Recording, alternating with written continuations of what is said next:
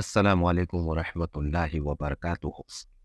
सामईन, सिरातल मुस्तकीम channel पे फिर से एक बार खुशामदीद। उम्मीद है कि आप सब खैरियत से होंगे। आपसे गुजारिश है कि अगर आप इस चैनल पे नए हैं तो चैनल को सब्सक्राइब करें, ऑडियो को लाइक करें, ज़्यादा से ज़्यादा शेयर करें और बेल आइकॉन पे क्लिक करें ताकि आपको नए ऑडियो की नोटिफिकेशन मिलती रहे। अल्लाह आपको बेहतरीन बदला दे। शमशीर बेनियाम हज़रत खालिद बिन वलीद रज़ी अल्लाह अन्हु की दास्तान शुजाअत इनायतुल्लाह अल्तमश। बिस्मिल्लाहिर्रहमानिर्रहीम। तुम में ईमान की ताकत है। खालिद रज़ी अल्लाह अन्हु अपने लश्कर से खिताब कर रहे थे। ये खुदाए वहदहु ला शरीक का फरमान है कि तुम में सिर्फ 20 ईमान वाले हुए तो वो 200 कुफ्फार पर गालिब आएंगे। आतिश परस्तों का लश्कर और उनके साथी ईसाई भागकर दूर निकल गए थे। मैदान जंग में लाशें बिखरी हुई थी और एक तरफ माले गनीमत का अंबार लगा हुआ था। खालिद रज़ियल्लाहु अन्हु इस अंबार के करीब अपने घोड़े पर सवार अपनी फौज से खिताब कर रहे थे। खुदा की कसम, खालिद रज़ियल्लाहु अन्हु कह रहे थे, कुरान का फरमान तुम सब ने अमली सूरत में देख लिया है। क्या तुम आतिश परस्तों के लश्कर को देख घबरा नहीं गए थे?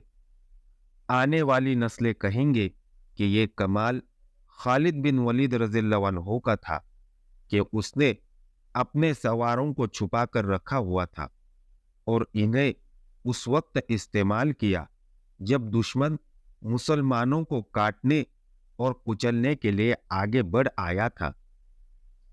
लेकिन मैं कहता हूं कि ये करिश्मा ईमान की कुव्वत का था। खुदा उनके साथ होता है जो उसके रसूल सल्लल्लाहु अलैहि वसल्लम की ज़ात पर ईमान लाते हैं। मेरे दोस्तों, हमें और आगे जाना है। ये आतिश परस्तों की नहीं, अल्लाह की सरजमीन है और हमें ज़मीन के आखिरी सिरे तक अल्लाह का पैगाम पहुंचाना है। मैदान जंग फतह व नुसरत के नारों से गूंज रहा था। इसके बाद खालिद रज़ियल्लाहु अन्हु ने अपनी सिपाह में माले गनीमत तकसीम किया। मालूम हुआ कि अब के माले गनीमत पहली दोनों जंगों की निस्बत कहीं ज्यादा है। खालिद रज़ियल्लाहु अन्हु ने हस्ब मामूल माले गनीमत का 5वां हिस्सा बैतुल माल के लिए मदीना भिजवा दिया। उस वक्त तक आतिश परस्तों के सालार बहमन जाज़विया को पूरी तरह यकीन आ गया था कि अंदर जगर का लश्कर मुसलमानों के हाथों कट गया है और अंदर जगर ऐसा भागा है कि लापता हो गया है। बहमन जाज़विया ने अपने एक सालार जाबान को बुलाया। तुम अंदर जगर का अंजाम सुन चुके हो। जाज़विया ने कहा, हमारे लिए किसरा का हुक्म यह था कि हम वल्जा के अंदर जगर के लश्कर से जा मिले। अब वो सूरत खत्म हो गई है। क्या तुमने सोचा है कि अब हमें क्या करना चाहिए? हम और जो कुछ भी करें, जाबान ने कहा, हमें भागना नहीं चाहिए।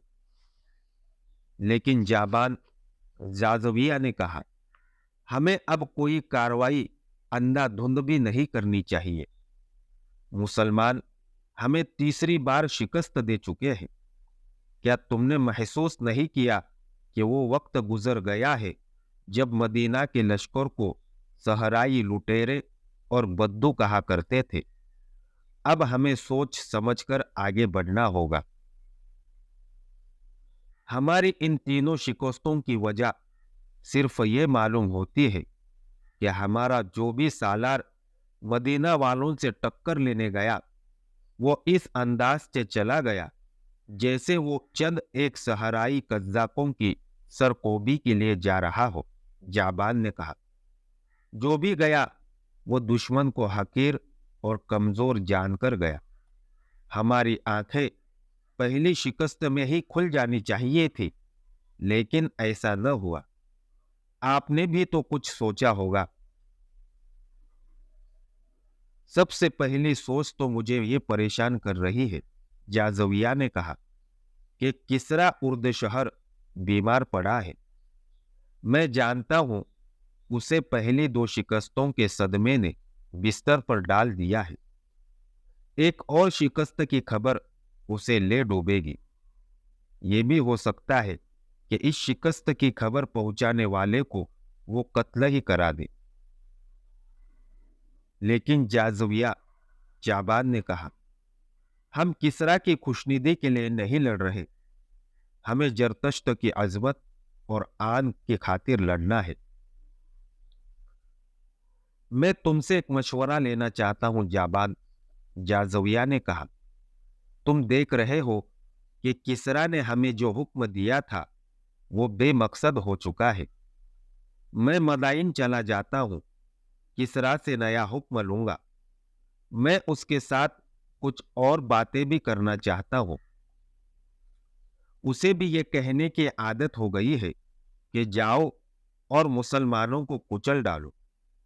उसे अभी तक किसी ने बताया नहीं कि जंगी ताकत सिर्फ हमारे पास नहीं। मैंने मान लिया है कि लड़ने की जितनी अहलियत और जितना जज्बा मुसलमानों में है वो हमारे यहाँ नापेद है। जाबान, ताकत के घमंड से किसी को शिकस्त नहीं दी जा सकती। मैं भी इसी को बेहतर समझूंगा, जाबान ने कहा। आप कूच को रोक दे और मदाइन चले जाए। कूच रोक दो, जाज़विया ने हुक्म के लहजे में कहा। लश्कर को यही खेमाजन कर दो। मेरी वापसी तक तुम लश्कर के सालार होंगे। अगर आपकी गैर हाजिरी में मुसलमान यहां तक पहुंच गए या उनसे आमना सामना हो गया तो मेरे लिए आपका क्या हुक्म है, जाबान ने पूछा। क्या मैं उससे लड़ूं या आपके आने तक जंग शुरू न करूं? तुम्हारी कोशिश ये होनी चाहिए कि मेरी वापसी तक तसादुम न हो, जाज़विया ने कहा। आतिश परस्तों के लश्कर का कूच रोककर इसे वही खेमाजन कर दिया गया और बहमन जाज़विया अपने मुहाफिज दस्ते के चंद एक घुड़सवारों को साथ लेकर मदाइन को रवाना हो गया। बकर बिन वाइल की बस्तियों में एक तरफ गिरिया वजारी थी और दूसरी तरफ जोश व खरोश और जज्बाए इंतकाम की ललकार। इस ईसाई कबीले के वो हजारों आदमी जो ललकारते और नारे लगाते हुए आतिश परस्त लश्कर के साथ मुसलमानों को फारस की सरहद से निकालने गए थे, वो मैदान जंग से भागकर अपनी बस्तियों को चले गए थे। ये वो थे जो जिंदा निकल गए थे। इनके कई साथी मारे गए थे। इनमें बाज जख्मी थे जो अपने आप को घसीटते आ रहे थे मगर रास्ते में मर गए थे। ये ईसाई जब सर झुकाए हुए अपनी बस्तियों में पहुंचने लगे तो घर घर से औरतें, बच्चे और बूढ़े निकल आए। इन शिकस्त खुर्दा टोलियों में औरतें अपने बेटों, भाइयों और खाविंदों को ढूंढने लगी। बच्चे अपने बापों को देखते फिर रहे थे। इन्हें पहला सदमा तो ये हुआ कि वो पीठ फेर कर लौटे थे। फिर सदमा उन्हें हुआ जिनके अजीज वापस नहीं आए थे। बस्तियों में औरतों की आह बका सुनाई देने लगी। वो ऊंची आवाज में रोती थी, फिर तुम जिंदा क्यों आ गए हो? एक औरत ने शिकस्त खाकर आने वालों से चिल्ला चिल्ला कर कहा, तुम उनके खून का बदला लेने के लिए वही क्यों नहीं रहे? ये आवाज कई औरतों की आवाज बन गई। फिर औरतों की यही ललकार सुनाई देने लगी, जाओ और शिकस्त का इंतकाम लो। मुसन्ना बिन हारिसा का सर काट कर लाओ, जिसने एक ही कबीले को दो धड़ों में काट दिया है। मुसन्ना बिन हारिसा इसी कबीले का एक सरदार था। उसने कुछ अरसा पहले इस्लाम कबूल कर लिया था। उसके जेर असर इस कबीले के हजारों लोग मुसलमान हो गए थे। इन मुसलमानों में से कई खालिद रज़ियल्लाहु अन्हु की फौज में शामिल हो गए थे। इस तरह एक ही कबीले के लोग एक दूसरे के खिलाफ सब आ हो गए थे। तिबरी और इब्ने कुतैबा ने लिखा है कि शिकस्त खुर्दा ईसाई अपनी औरतों के तानों और उनकी ललकार से मुतासिर होकर मुसलमानों के खिलाफ लड़ने के लिए तैयार हो गए। बेशतर मोर्रिखीन ने लिखा है कि ईसाइयों को इसलिए भी तैश आया था कि उनके अपने कबीले के कई ऐसे अफराद ने इस्लाम कबूल कर लिया था जिनकी कोई हैसियत ही नहीं थी, लेकिन वही अफराद इस्लामी फौज में जाकर ऐसी ताकत बन गए थे कि फारस जैसी ताकतवर शहंशाही को न सिर्फ ललकार रहे थे बल्कि उसे तीसरी शिकस्त दे चुके थे। अब इन लोगों को अपने मजहब में लाना बहुत मुश्किल है। बकर बिन वाइल के एक सरदार अब्दुल असद अजली ने कहा, इनका एक ही इलाज है कि इन्हें कत्ल कर दिया जाए। अब्दुल असद बनु अजलान का सरदार था। ये भी बकर बिन वाइल की शाख थी, इसलिए वो अजली कहलाता था। माना हुआ जंगजू ईसाई था। क्या तुम मुसलमानों के कत्ल को आसान समझते हो? एक बूढ़े ईसाई ने कहा, मैदान जंग में तुम उन्हें पीठ दिखा आए हो। मैं एक मशवरा देता हूं। इस कबीले के एक और बड़े ने कहा, हमारे साथ जो मुसलमान रहते हैं इन्हें खत्म कर दिया जाए। पहले इन्हें कहा जाए कि ईसाइयत में वापस आ जाए। अगर इनकार करे तो इन्हें खुफिया तरीकों से कत्ल किया जाए। नहीं, अब्दुल असद ने कहा, क्या तुम भूल गए हो कि हमारे कबीले के इन मुसलमानों ने खुफिया कार्रवाइयों से फारस की शहंशाही में कैसे तबाही मचाई थी? उन्होंने कितने दिलेरे से फारस की फौजी चौकियों पर हमले किए थे। उन्होंने किसरा की रियाया होकर किसरा की फौज के कई कमांडरों को कत्ल कर दिया था। अगर तुमने यहाँ किसी एक मुसलमान को खुफिया तरीके से कत्ल किया तो मुसन्ना बिन हारिसा का गिरोह खुफिया तरीकों से तुम्हारे बच्चे बच्चे को कत्ल कर देगा। इनमें से कोई भी तुम्हारे हाथ नहीं आएगा। फिर हम इंतकाम किस तरह लेंगे? एक ने पूछा।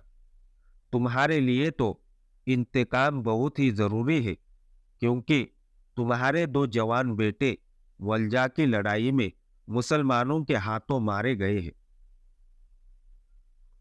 शहंशाह फारस और मुसलमानों की अपनी जंग है। अब्दुल असद ने कहा, हम अपनी जंग लड़ेंगे, लेकिन फारस की फौज की मदद के बगैर शायद हम मुसलमानों को शिकस्त नहीं दे सकेंगे। अगर तुम लोग मुझे इजाजत दो तो मैं मदाइन जाकर शहंशाह फारस से मिलूंगा। मुझे पूरी उम्मीद है कि वो हमें मदद देगा। अगर उसने मदद न दी तो हम अपनी फौज बनाकर लड़ेंगे। तुम ठीक कहते हो। मुझे मुसलमानों से अपने दो बेटों के खून का हिसाब चुकाना है। ईसाइयों के सरदारों ने उस वक्त फैसला कर लिया कि जिस कदर लोग मुसलमानों के खिलाफ लड़ने के लिए तैयार हो सके वो दरियाए फुरात के किनारे 19 के मुकाम पर इकट्ठा हो जाए और इनका सरदार आला अब्दुल असद अजली होगा। कबीला बकर बिन वायल और इसके जैली कबीलों के जज्बात भड़के हुए थे। इनके जख्म ताज़ा थे। मुसलमानों के हाथों हलाक होने वालों के घरों में मातम हो रहा था। इन हालात और इस जज्बाती कैफियत में नौजवान भी اور بوڑھے بھی جو اپنے آپ کو لڑنے کے قابل سمجھتے تھے لڑنے کے لیے نکل آئے۔ یہ لوگ اس قدر بھڑکے ہوئے تھے کہ جوان لڑکیاں بھی مردوں کے دوش بدوش لڑنے کے لیے تیار ہو گئی۔ عراقی عیسائیوں کے عزائم، جنگی تیاریوں اور 19 کے مقام پر ان کا ایک فوج کی صورت میں اجتماع خالد رضی اللہ عنہ سے پوشیدہ نہیں تھا۔ خالد رضی اللہ عنہ کی فوج وہاں سے دور تھی، لیکن انہیں دشمن کی ہر نقل و حرکت کی اطلاع مل رہی تھی۔ ان کے جاسوس ہر طرف پھیلے ہوئے تھے۔ عیسائیوں کے علاقے میں عرب کے مسلمان بھی رہتے تھے۔ ان کی ہمدردیاں مدینہ کے مسلمانوں کے ساتھ تھی۔ مسلمانوں کی فتوحات کو دیکھ کر انہیں آتش پرستوں سے آزادی اور دہشت گردی سے نجات بڑی صاف نظر آنے لگی تھی۔ وہ دل و جان سے مسلمانوں کے ساتھ تھے۔ وہ کسی کے حکم کے بغیر خالد رضی اللہ عنہ کے لیے جاسوسی کر رہے تھے۔ خالد رضی اللہ عنہ کے لشکر کے حوصلے بلند تھے۔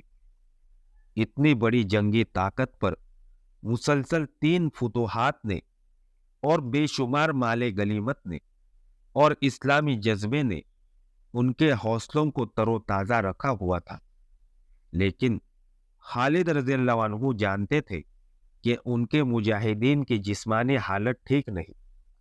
مجاہدین کے لشکر کو آرام ملا ہی نہیں تھا۔ وہ کوچ اور پیش قدمی کی حالت میں رہے یا میدان جنگ میں لڑتے رہے تھے۔ انہیں مکمل آرام کرنے دو، خالد رضی اللہ عنہ اپنے سالاروں سے کہہ رہے تھے۔ ان کی ہڈیاں بھی دکھ رہی ہوں گی۔ جتنے بھی دن ممکن ہو سکے انہیں آرام کی حالت میں رکھوں گا، اور ان دستوں کو بھی یہی بلا لو جنہیں ہم ولجا کے کنارے دشمن پر نظر رکھنے کے لیے چھوڑ آئے تھے۔ تم میں مجھے مثنی بن حارثہ نظر نہیں آ رہا۔ وہ گزشتہ راستے نظر نہیں آیا، ایک سالار نے جواب دیا۔ ایک گھوڑے کے ٹاپ سنائی دیے جو قریب آ رہے تھے۔ گھوڑا خالد رضی اللہ عنہ کے خیمے کے قریب آ کر رکا۔ مثنی بن حارثہ آیا ہے، کسی نے خالد رضی اللہ عنہ کو بتایا۔ مثنی گھوڑے سے کود کر اترا اور دوڑتا ہوا خالد رضی اللہ عنہ کے خیمے میں داخل ہوا۔ تجھ پر اللہ کی رحمت ہو ولید کے بیٹے، مثنی نے پرجوش آواز میں کہا اور بیٹھنے کی بجائے خیمے میں ٹہلنے لگا۔ خدا کی قسم ابن حارثہ، خالد رضی اللہ عنہ نے مسکراتے ہوئے کہا، تیری چال ڈھال اور تیرا جوش بتا رہا ہے کہ تجھے کہیں سے خزانہ مل گیا ہے۔ خزانے سے زیادہ قیمتی خبر لایا ہوں ابن ولید، مثنی بن حارثہ نے کہا۔ میرے قبیلے کے عیسائیوں کا ایک لشکر تیار ہو کر 19 کے مقام پر جمع ہونے کے لیے چلا گیا ہے۔ ان کے سرداروں نے دروازے بند کر کے ہمارے خلاف جو منصوبہ بنایا ہے وہ مجھ تک پہنچ گیا۔ کیا یہی خبر لانے کے لیے تو رات سے کسی کو نظر نہیں آیا؟ خالد رضی اللہ عنہ نے پوچھا۔ ہاں، مثنی نے جواب دیا، وہ میرا قبیلہ ہے۔ میں جانتا تھا کہ میرے قبیلے کے لوگ انتقام لیے بغیر چین سے نہیں بیٹھیں گے۔ میں اپنا حلیہ بدل کر ان کے پیچھے چلا گیا تھا۔ جس مکان میں بیٹھ کر انہوں نے ہمارے خلاف لڑنے کا منصوبہ بنایا ہے، میں اس کے ساتھ والے مکان میں بیٹھا ہوا تھا۔ میں وہاں سے پوری خبر لے کر نکلا ہوں۔ دوسری اطلاع یہ ہے کہ ان کے سردار اس مقصد کے لیے مدائن چلے گئے ہیں کہ وہ ارد شہر سے فوجی مدد لے کر ہم پر حملہ کریں گے۔ تو اس کا مطلب یہ ہوا کہ میں اپنے لشکر کو آرام کی مہلت نہیں دے سکوں گا۔ खालिद रज़ियल्लाहु अन्हु ने कहा, क्या तुम पसंद नहीं करोगे कि जिस तरह हमने वल्जा में आतिश परस्तों को तैयारी की मोहलत नहीं दी थी, इसी तरह हम ईसाइयों और आतिश परस्तों के इस्तेमाल से पहले ही उन पर हमला कर दे। खुदा तेरी उम्र दराज करे इब्ने वलीद, मुसन्ना ने कहा, तरीका यही बेहतर है कि दुश्मन का सर उठने से पहले ही कुचल दिया जाए।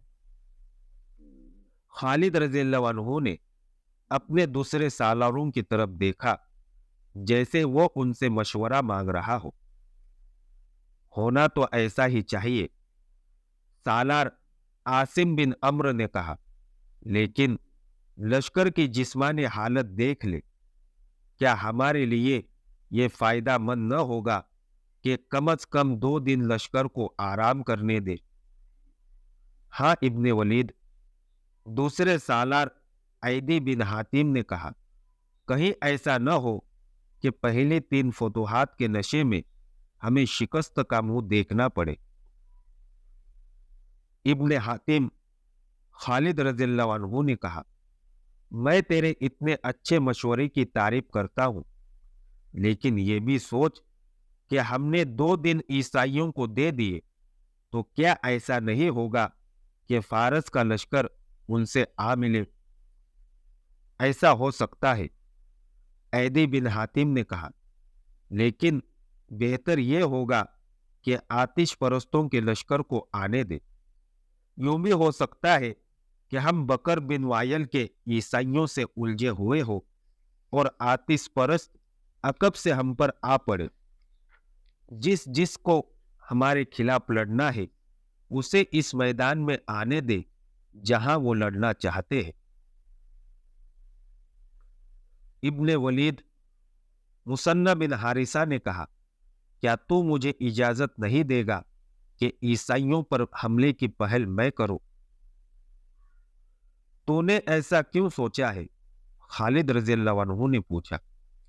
इसलिए कि जितना इन्हें मैं जानता हूं और कोई नहीं जानता, मुसन्ना बिन हारिसा ने जवाब दिया, और मैं इसलिए भी सबसे आगे होकर उन पर हमला करना चाहता हूं कि इनके मंसूबे में यह भी शामिल है कि उनके कबीले के जिन लोगों ने इस्लाम कबूल कर लिया है, इन्हें कत्ल कर दिया जाए। मैं इन्हें कहूंगा कि देखो कौन किसे कत्ल कर रहा है। इस वक्त हमारी नफरी कितनी है? खालिद रज़ियल्लाहु अन्हु ने पूछा। 18,000 से कुछ ज्यादा ही होगी, एक सालार ने जवाब दिया। जब हम फारस की सरहद में दाखिल हुए थे तो हमारी नफरी 18,000 थी। खालिद रज़ियल्लाहु अन्हु ने कहा, इस इलाके के मुसलमानों ने मेरी नफरी कम नहीं होने दी। मोरिखों ने लिखा है कि इन तीनों जंगों में बहुत से मुसलमान शहीद और शदीद जख्मी हुए थे। बाज ने लिखा है कि नफरी तकरीबन आधी रह गई थी, लेकिन मुसन्ना बिन हारिसा के कबीले ने नफरी की कमी पूरी कर दी थी। आज के लिए इतना ही काफी है। अगली दास्तान जानने के लिए हमारे साथ जुड़े रहिए और इस ऑडियो को ज़्यादा से ज़्यादा शेयर करना ना भूलें। दुआओं की गुजारिश। अस्सलामु अलैकुम व रहमतुल्लाहि व बरकातुहू।